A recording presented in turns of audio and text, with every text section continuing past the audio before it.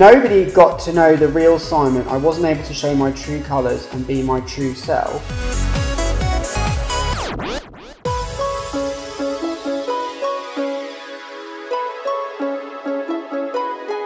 Shopping. Exactly. How's it getting in?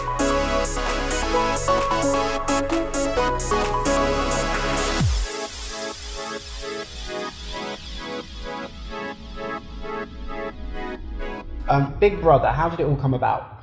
Well, I had a meeting with them in January, and I mean, I told you I did X Factor last year, and I got through to the arenas. Yeah, which hasn't been mentioned really. No, it hasn't. I'm quite pleased about it as well. But I got through to the arenas. I didn't get through to the boot camp.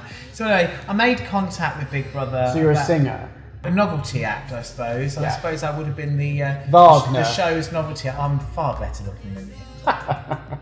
Did you contact them, or did they come to you? Well, I got in touch with the casting producer for Celebrity Big Brother, even though I'm not a celebrity. But I've had that because I did Hell's Kitchen in 2004 with Gary Rhodes, and I've done the adult pantos every year. So I've got a kind of a little profile there. And I just thought, you know, I was talking to the celebrity producer at Big Brother, and she said, unfortunately, no, but we'd like to see the civilian Big Brother. So yeah, so I did sort of make contact with them as I do. I do the rounds, you have to. And then I had a meeting with them in January, and then I got invited to audition. I had to go through the audition process with everybody. Like everyone else. Yeah, I mean, I had to turn up on one Sunday morning and bring a strange object that describes my personality.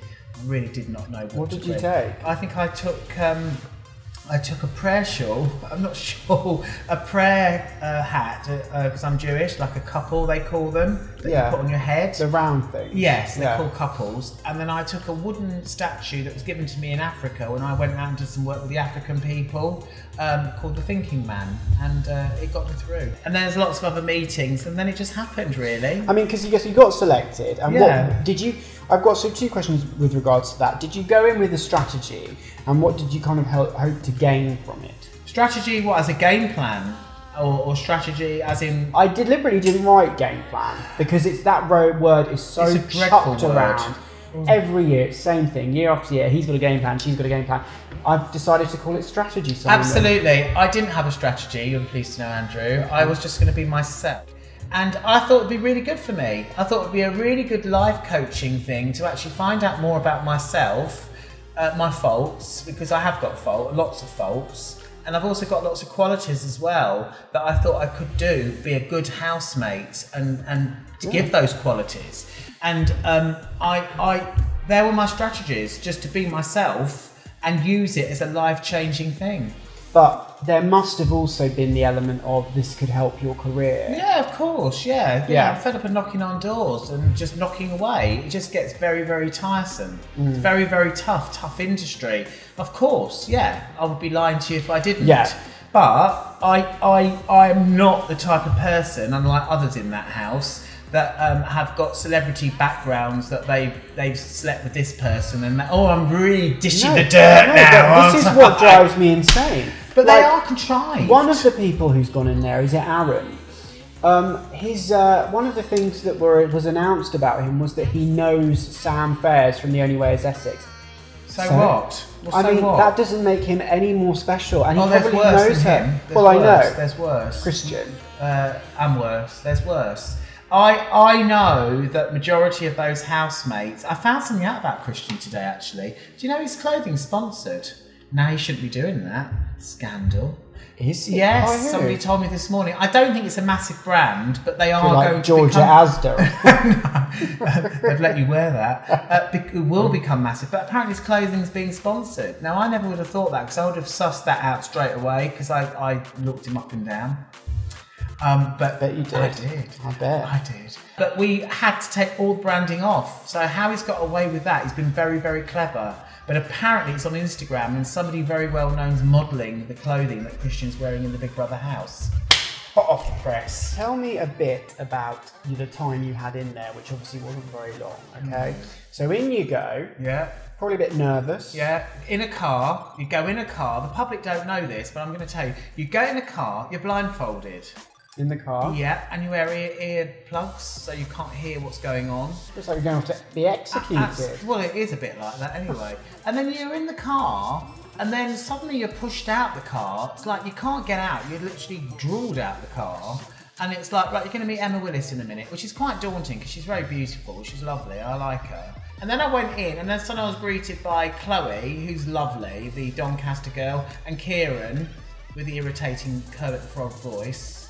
Oh, it's a dreadful voice, isn't it? Awful, that Good voice. Lord, what is that about? And then you're in this house, and you know what? The first thing was the doors closed, and I thought I could breathe now. I thought I could breathe. I thought it's like everything's out there. I can just get on with it, and I've got to get to know these people. How funny that you felt you could breathe on the inside of that house, coming out of the outside world. It's weird. It is weird. I felt like a huge amount of like release in the fact that I could now relax. It makes it weird, isn't it? But I did. Because the meeting of the contestants was, you dream about them, you dream about what they're going to be like, meeting them, because they're going to be your family there for 10 weeks. Meeting loads of people, trying to get to know people, it all went very quick. All the contestants came in one after the other. I tried to talk to them, I tried to make them welcome. I was the one who gave them drinks, I was trying to be friendly, a host. And then suddenly the doors will open to the garden. And then yes, you get on the benches and the rest is history. It is indeed. But the time I was in there, me being me, I was very observant and I sussed it out very, very quickly. 5 people randomly put on those podiums or whatever you want to call them, and really unfortunately for you, you pulled the short straw, so Absolutely. to speak. Can I just ask you though, you might know, 5 people voted on the app, but why were they voted? For what reasons? Because it was asked that the public basically judge you on the first 5 seconds of seeing you. But then Jack was there, and Jack's the favourite to win. I know he is, but I wondered that as well.